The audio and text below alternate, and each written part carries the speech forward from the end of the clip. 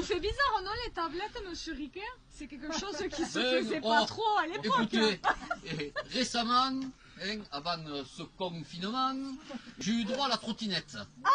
Oui, c'était un jour de bière, là, de bière, mais j'ai eu droit à la trottinette électrique. Ah bon, eh ben, Alors, vous aurez tout vu quand même. voilà. Alors, sachez que je vais vous faire un petit aperçu historique, mais surtout, n'hésitez pas à poser les questions. Parce que souvent, ce sont les réponses qui sont plus indiscrètes que les questions. Alors, on va s'avancer un peu.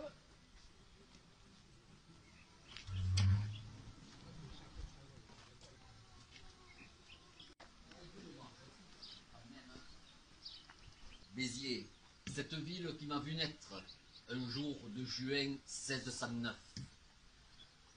Mais comment je suis arrivé à devenir le concepteur de cette fabuleuse invention, de ce fameux canal royal du Languedoc? Alors, un jour, mon père m'avait amené à une session des États du Languedoc qui se déroulait à Béziers. Et j'ai voulu quand même rendre hommage à un de mes aïeux biterrois, Bernard de Haribat.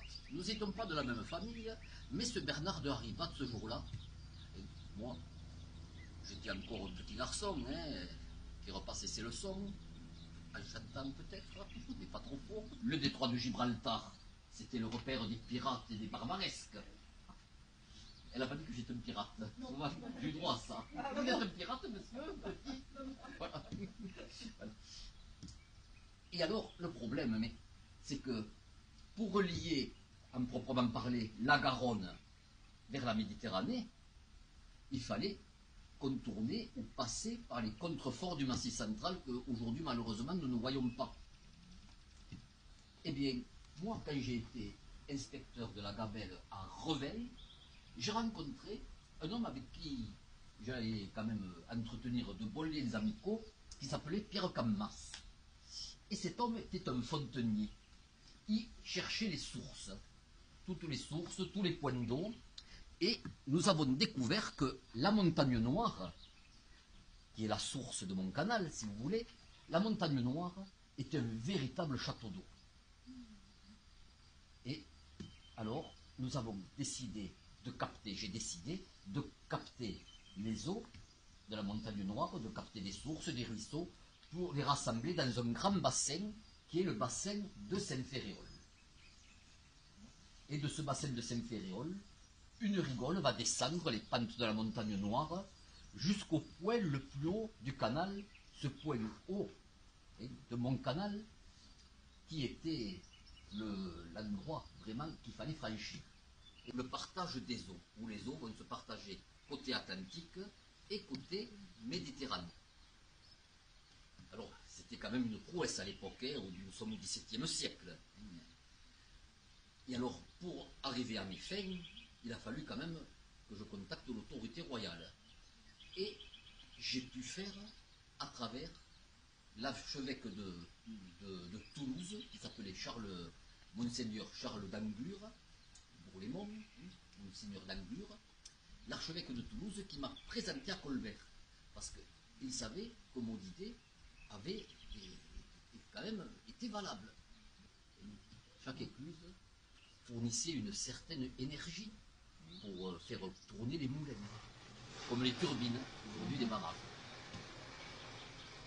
Alors, mon canal, c'est en gros les deux points de départ ou d'arrivée du canal. Parce que bon, un canal, c'est un cours d'eau artificiel. Un canal, tu sais, on te le dira à l'école peut-être, ce n'est pas une rivière, ce n'est pas un fleuve. Un canal, c'est créé par l'homme. Sur ces 240 km, les 12 000 ouvriers qui ont travaillé pendant 14 ans à l'édification de mon canal, j'avais quand même l'idée de le faire passer par Béziers, ma ville natale.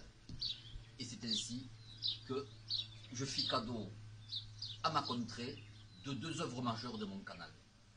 Une qui se trouve à 10 km d'ici, qui est le fameux tunnel de Malpasse, au pied de la colline de Dansérune, et mon écluse, mon fabuleux escalier de Neptune, mon écluse de Fonserane. On va la découvrir.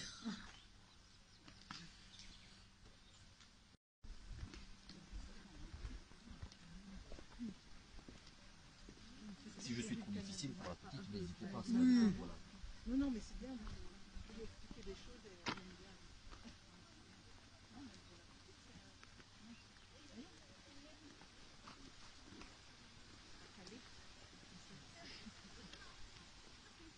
Ça te plaît? Ouais. La seule chose qui est regrettable, malheureusement, c'est que nous n'avons pas de bateau en ce moment. La navigation va tarder, enfin, va reprendre, mais malheureusement, vous connaissez la situation actuelle. Et c'est pas évident.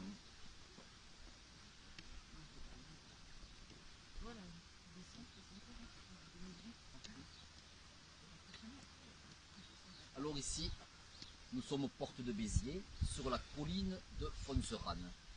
Et vous avez ce fameux escalier d'eau, cette fameuse écluse de Notre-Dame, de Fonserane, qui a longue de 280 mètres, et pour un dénivelé de 19 mètres 50, ce qui fait à peu près 7%. Bon, c'est pas énorme, hein, mais pour l'époque quand même, il fallait quand même y penser à ça. Parce que c'était tous les calculer les dénivelés, et puis de par ce dénivelé, savoir le nombre de portes. Voilà. De portes, pas d'écluses, de portes. On appelle les 9 écluses 9 portes. C'est que bien sûr, quand on libère l'eau, il y a une pression qui se fait. Et cette pression, il faut, comme on dit, la canaliser. Il faut l'atténuer. D'où la nécessité par rapport à la pente, à cette pente, de faire 9 portes. J'aurais pu faire moins, peut-être, mais je voulais, comme je disais, je voulais faire quand même un ouvrage prestigieux pour ma ville de Béziers. On m'a s'avancer un peu.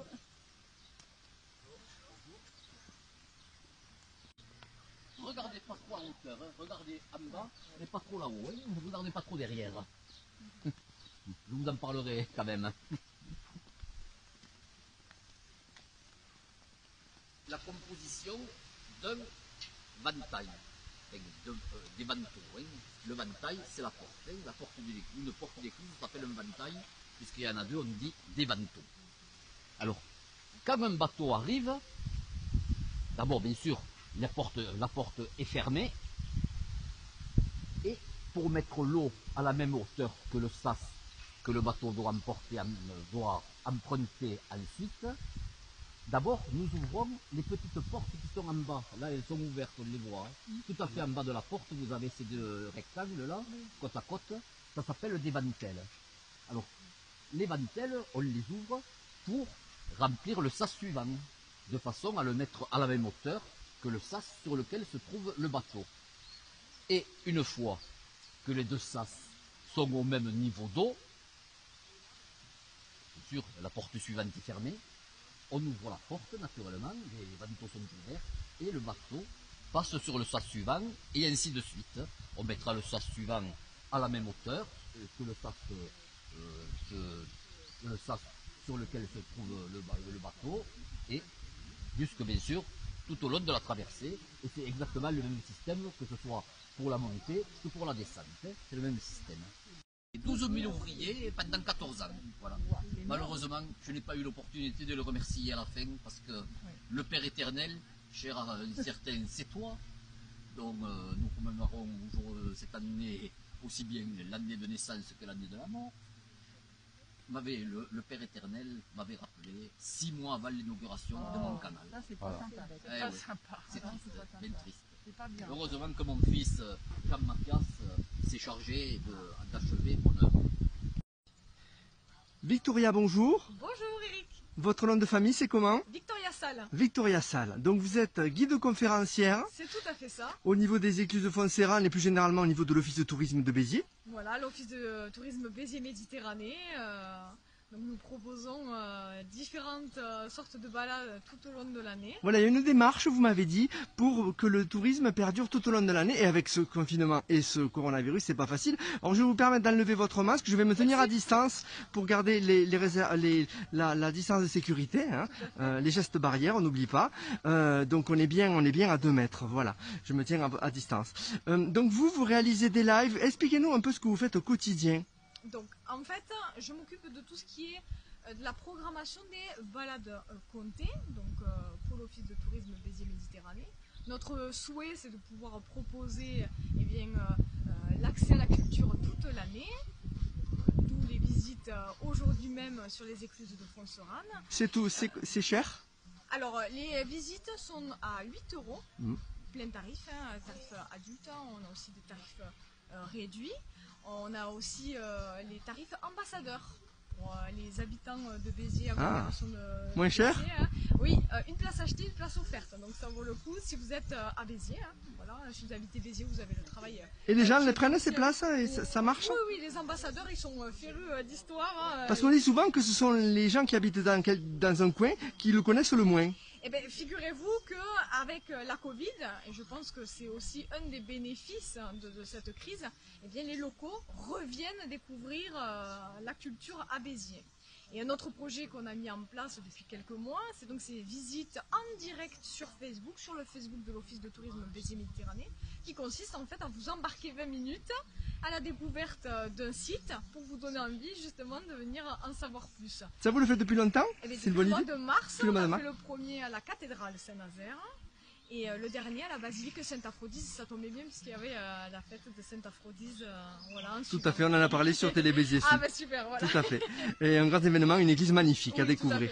Vous faites des visites parce que le monsieur par exemple qui jouait Riquet, vous aviez dit, il a joué le rôle de Sainte-Aphrodise également. Voilà, oui. En fait, on a des conteurs qui nous accompagnent pour ces balades comptées, donc qui, pour animer un petit peu plus ces balades, se déguisent. Voilà, on a toutes sortes de balades. Cet été, on en aura aussi à Béziers sur toute l'agglomération. Je ne peux pas encore vous en dire trop dessus. Surprise. Voilà, surprise, en train de travailler sur la programmation, mais je peux vous assurer qu'il y en aura pas mal cet été. Combien de personnes sur les lives? Comment ça marche? Alors, ça émerge petit à petit? Il y a les personnes qui sont en direct live avec nous le jour même, et puis on les laisse en fait en rediffusion permanente. Voilà. C'est le même principe que Télé Béziers Sud. Télé Béziers Sud, c'est pareil. 10 000 vues, donc on est très 10 000 contents. vues, ah oui, c'est bien. Ouais. On voit que les gens sont intéressés. On a même eu des messages de New York ou de Londres, par exemple. C'est une nouvelle façon d'envisager le tourisme pour vous, pour votre métier? Alors, je dirais pas que le live remplace la visite ou la balade comptée, parce que ce sont deux choses complètement différentes, mais ça permet de garder ce contact avec le touriste, la personne qui a envie de s'intéresser au patrimoine, à la culture. C'est un moyen de plus finalement, une autre corde à votre arc. C'est ça, exactement. Et c'est un autre aspect de mon travail que je n'avais jamais exploré, tout simplement. Et vous prenez plaisir, on sent, à explorer tout ça. Oui, c'est vrai. Bon, je suis pas actrice ni comédienne, mais c'est vrai que c'est un autre biais, notre façon, et c'est vrai que le 21e siècle est quand même pas mal tourné sur les réseaux sociaux. Tant que je vous tiens, parlez-moi de la chasse au trésor. Oui, super, donc c'est notre aspect aussi de l'exploration de la culture et du patrimoine. La chasse au trésor, en fait, c'est une manière ludique et pédagogique pour les enfants et les familles de découvrir le patrimoine de Béziers. Donc nous sommes sur les écluses de Fonserane, nous avons une chasse au trésor donc sur Fonserane, une chasse au trésor sur Valras-Plage et une chasse au trésor dans le centre historique de Béziers. Le principe, c'est quoi? Vous allez dans un office de tourisme, à la maison de site de Fonserane, vous dites je veux faire la chasse au trésor. On vous prête un kit de chasse au trésor, un kit pour mener enquête, donc avec quelques petits outils en votre possession, et vous avez des énigmes, des indices à trouver par étape, pour aller retrouver un fameux trésor. Très ludique. Oui, voilà. Si vous réussissez, vous avez une petite récompense. Donc c'est pour les enfants, les adultes, c'est pour tout le monde? Tout le monde. La famille. Même les adultes, si je peux vous faire une petite confession, même moi, certains indices, j'ai un petit peu ramé pour trouver la réponse. Donc tout le monde peut y participer. C'est intergénérationnel. Tout à l'heure, on a eu des grands-parents qui venaient avec leurs petits-enfants. C'est super ludique et on en apprend toujours sur l'histoire, quel que soit notre âge. On apprend mieux quand on joue. On a des choses qui sont un peu mémotechniques, quand on rigole, une anecdote. Là, en plus, à Fonserane, on est autour des animaux, parce qu'on est quand même un petit peu à côté de la nature. Donc, ce sont les animaux qui nous invitent à apprendre plus sur le site. Donc, c'est une manière un peu moins rigoureuse d'apprendre et on retient plus facilement. Merci beaucoup pour tous ces renseignements. Qu'est-ce que vous pouvez dire pour compléter? Vous invitez les gens qui ont vu cette vidéo à se rendre sur le Facebook de l'Office du tourisme. Tout à fait. À vous contacter. Et de rester connecté voilà, à notre site internet eh bien, pour être mis au courant des nouveautés et des dates, des futures dates de Balade Comté. On espère pouvoir voilà, continuer tout cela et surtout d'accueillir encore plus de personnes parce que pour l'instant on est en jauge limitée. Voilà, mesures gouvernementales, on respecte. Justement, dernière question Victoria, par rapport à cette Covid et à ce qui se passe actuellement, jusqu'à maintenant, comment vous fonctionnez? Est-ce que vous fonctionnez différemment de d'habitude, en temps normal? Bien oui, on a des obligations hein, quand même, on respecte les distanciations sociales, les visites ne se font qu'en extérieur, les balades en extérieur, gel hydroalcoolique, 5 personnes maximum avec donc, le compteur 6 personnes pour respecter donc, ces mesures gouvernementales. Pour l'équipe de chasse au trésor c'est pareil, on a instauré une rotation en fait pour que le matériel soit désinfecté. Donc voilà, on est très rigoureux tout en voilà, voulant que les personnes continuent à venir profiter de la culture. Là la limite sont les 10 km. Voilà, qui vous pénalisent. Vous Exactement. attendez un peu Voilà. Donc, la fin de ces 10 km. Oui, c'est ça. Bon, les locaux redécouvrent leur patrimoine quand même, ça n'empêche pas. Merci beaucoup Victoria. Avec plaisir, merci à vous.